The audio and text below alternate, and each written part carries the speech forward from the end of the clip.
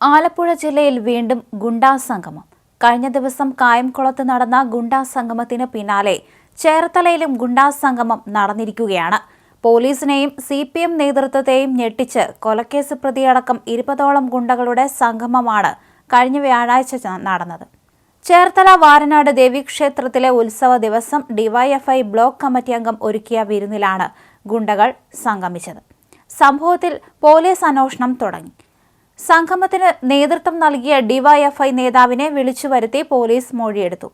അതേസമയം ചേർത്തലയിലെ കൂട്ടായ്മയ്ക്ക് നേതൃത്വം നൽകിയ DYFI നേതാവിനെതിരെ ഗൗരവമായ കേസുകളൊന്നും ഇല്ലെന്നും പോലീസ് വ്യക്തമാക്കി. എന്നാൽ പങ്കെടുത്തവർ കൊലക്കേസുകളിൽ ഉൾപ്പെട്ടവരാണെന്നാണ് പോലീസിന് കിട്ടിയ വിവരം. സംഭവത്തെ വളരെ ഗൗരവത്തോടെയാണ് പോലീസ് കാണുന്നത്.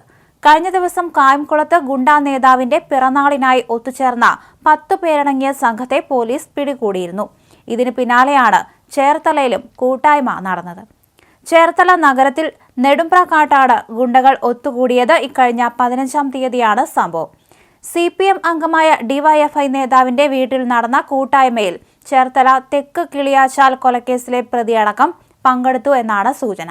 സംസ്ഥാനത്തെ വിവിധ സ്റ്റേഷനുകളിൽ കേസുകളുള്ള അയ്യപ്പൻ, സനത്ത് തുടങ്ങിയവരടക്കം എത്തിയിരുന്നു. അതേസമയം സംഭവം പുറത്തായതോടെയാണ് CPM-ഉം DYFI-യും അന്വേഷണം തുടങ്ങിയത്.